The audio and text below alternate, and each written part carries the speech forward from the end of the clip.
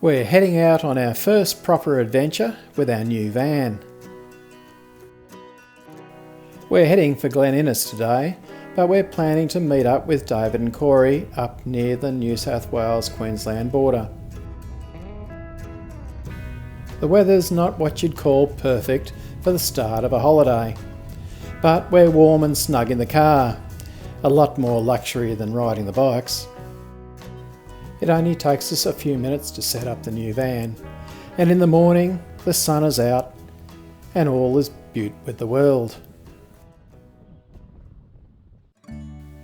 It's a perfect sunny day and we're heading off to Boomi. Boomi is on the Queensland-New South Wales border, and this is where we're going to meet David and Corey. This thing was sitting beside the road. Got no idea what it is. Looks like some sort of artwork, but there's nothing to indicate what it's supposed to be. There's hardly any traffic on the road and we're out in the wide open spaces.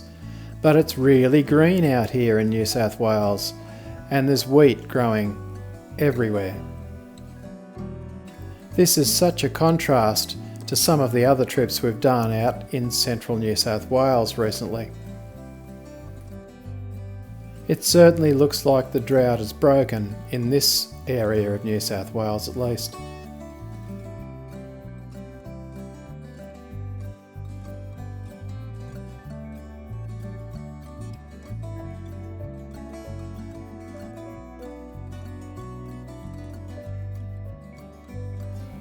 We're on a main road heading directly to Boomi, but there's hardly any traffic on the road.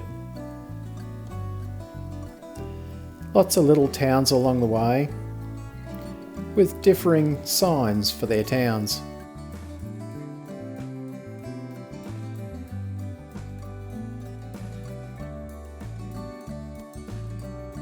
We're in Great Artesian Basin country. The Great Artesian Basin covers 1.7 million square kilometres, or 22% of Australia. As we pull into the luxurious Boomi caravan park, we find that David and Corey are just finishing setting up. They've been on the road for a couple of weeks already, coming up the coast and then inland to meet us at Boomi. It's not the most go-ahead place in the world, but it has its charms. And we have dinner at the local pub.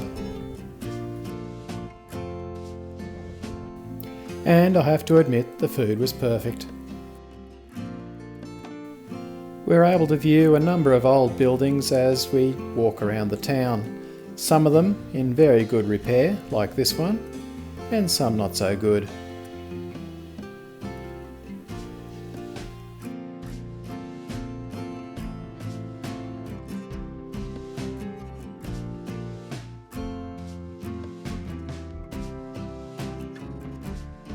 It was fairly chilly and windy overnight, but again, in the morning the sun is shining and everything's right with the world.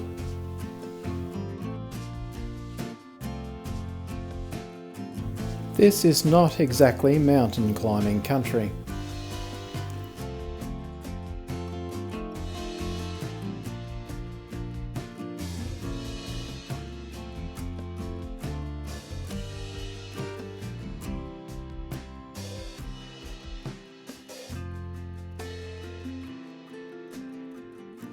It's time to pack up and leave.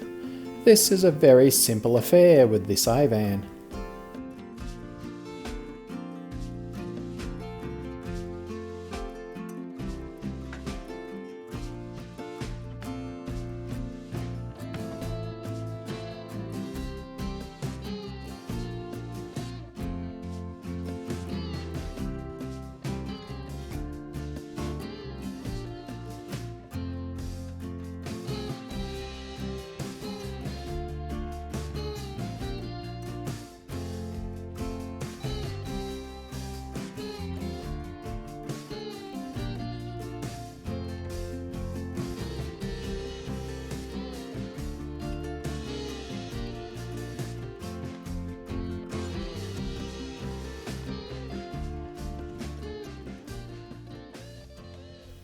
Job done. We're heading all the way to Mungindi today, and we're going to stay here 2 nights with David and Corey.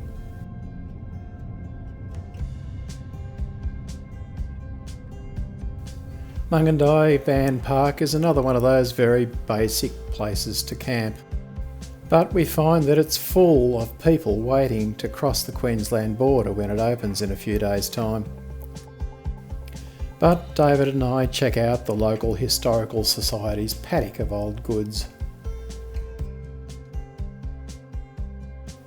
David tries his hand at fishing. We couldn't find any worms, so he tried the spinner, but with no luck. But it's a pretty little place.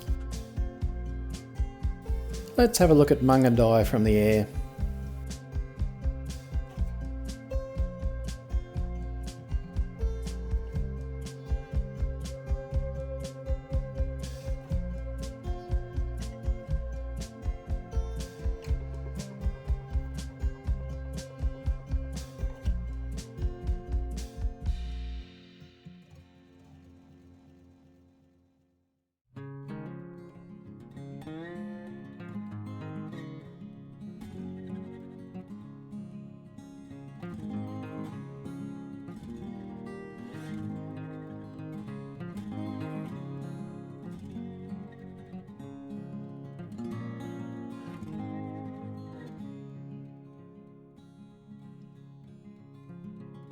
Just in case you're wondering what we do when we're not driving, we sit around and sip cups of tea or go for short strolls around the place. Definitely no overexertion on these trips.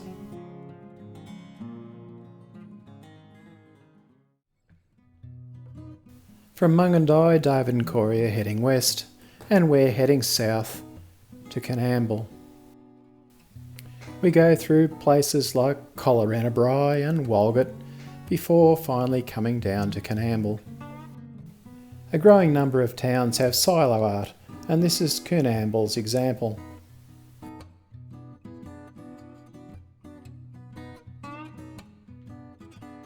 The caravan park is on the Castlereagh River. It's a shady green park with brand new amenities. But unfortunately the river's not accessible from the caravan park, so we've had to use the drone to have a look at it. It's flowing, but it's very shallow.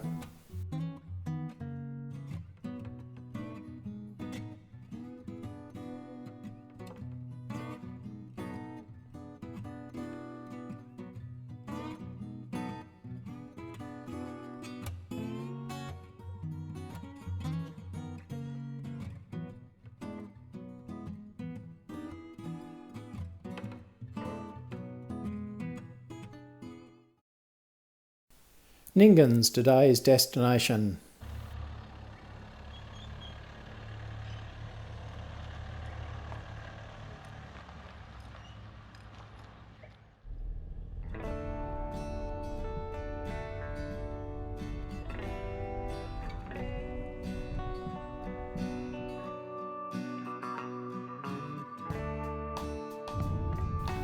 I love driving these outback roads, particularly when they're not the main highway. We virtually have the road to ourselves, so it's easy to relax and enjoy the scenery as it flies by. The car is performing brilliantly and effortlessly tows the little caravan. This makes a huge difference to the enjoyment of the whole trip.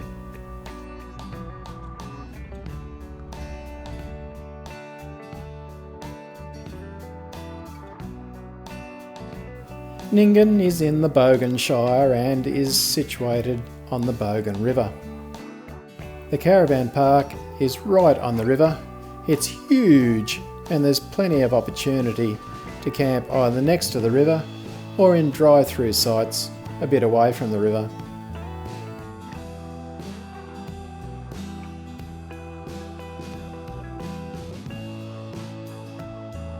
$10 for a barrow load of wood that lasted us 3 nights. That's right, 3 nights here, total relaxation.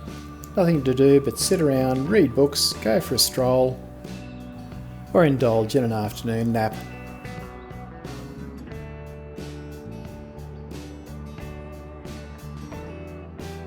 We walked into town and of course had to take a photo of the big bogan.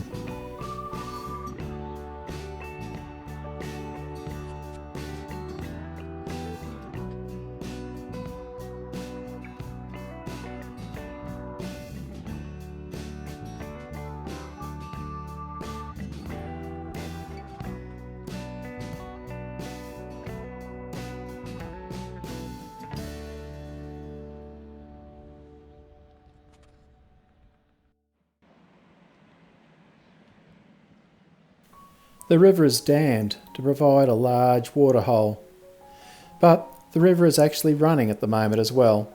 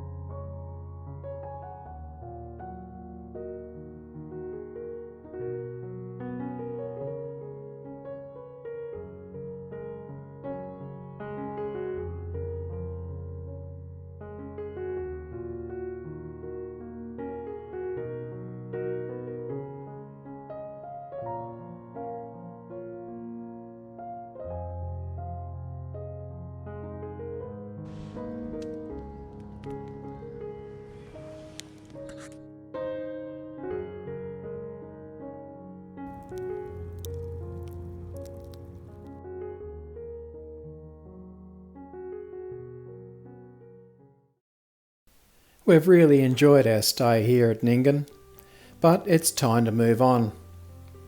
And today we're headed down to Condobolin. So with the cruise control set and the navigation on, we can relax and enjoy the drive on yet another empty road. But there's a bit of dampness around as we drive through the little towns.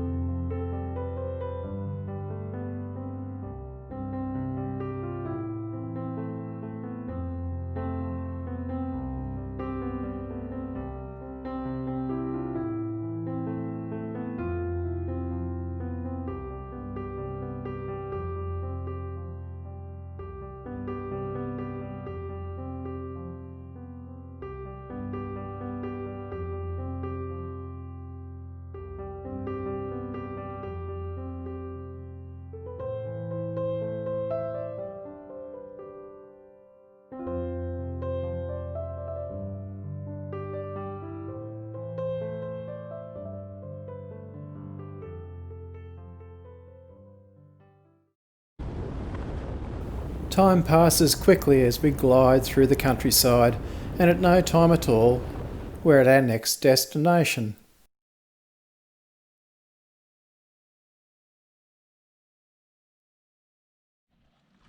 The wet roads dirtied up our van, so of course Wendy's out giving it a nice old clean. Nothing nicer than a clean van. It's quite wet and the whole place is very soggy, but it's pretty, green grass and big shady trees. Condobolin's on the Lachlan River, and again it has a weir to bank up the water around town, but the river's flowing beautifully at this time of the year.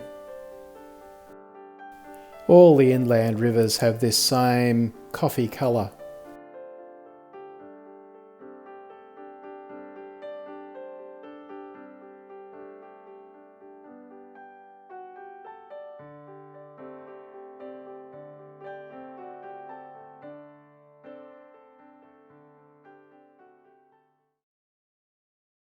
Condobolin is famous for its art installation, Utes in the Paddock, so of course we had to go and have a look at them.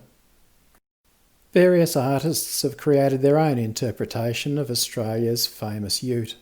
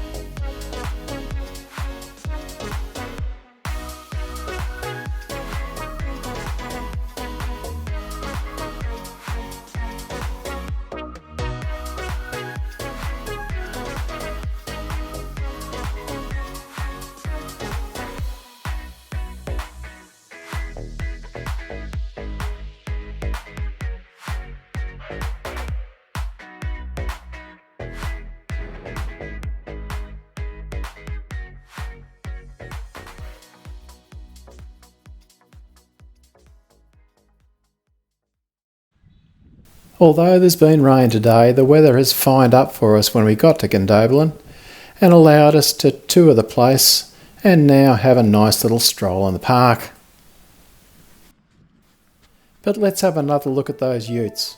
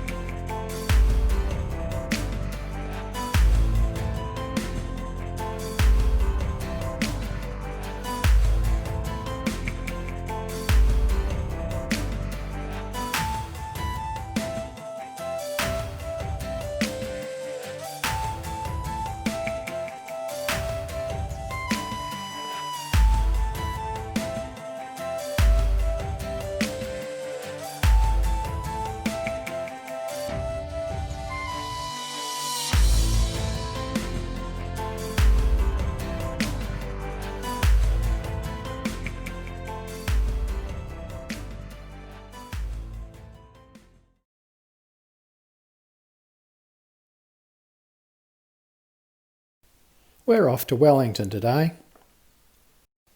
Almost this whole trip has been through wheat growing country, and every little town has its wheat silos next to the rail siding.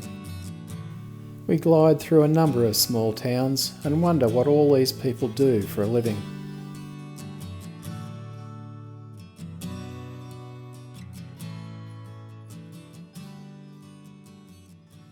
Well, I guess we know what a few of them have been up to.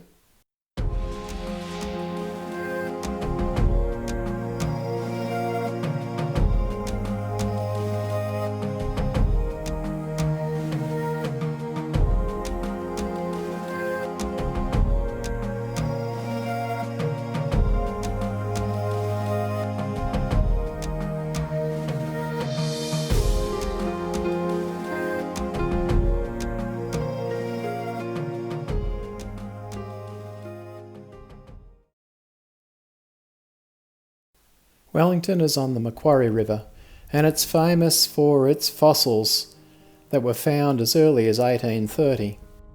Large relatives of our kangaroo and wombat were discovered in the caves nearby. But we're going for a walk up to a lookout. Yes, we do occasionally exercise in between sitting around reading and drinking cups of tea.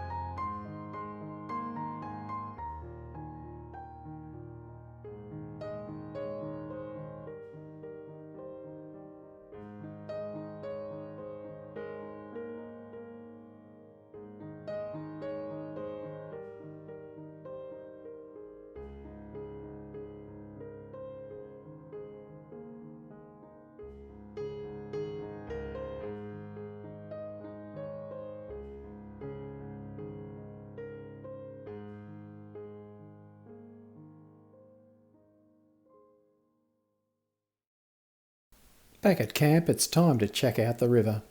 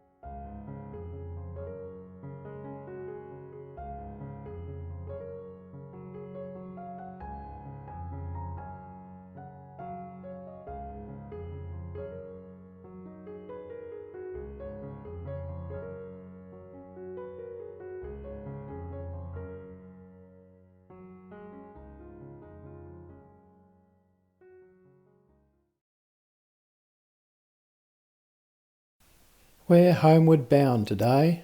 This is the last day of our little holiday, and it's very foggy to start with.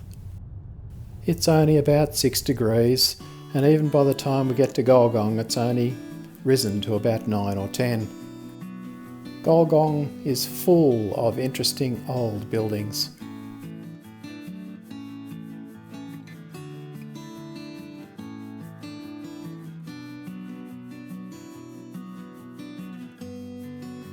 As we near home, we reflect that this has been a successful trip. The van has been perfect, and we've travelled about 2,400 trouble-free kilometres. We're already looking forward to the next trip away.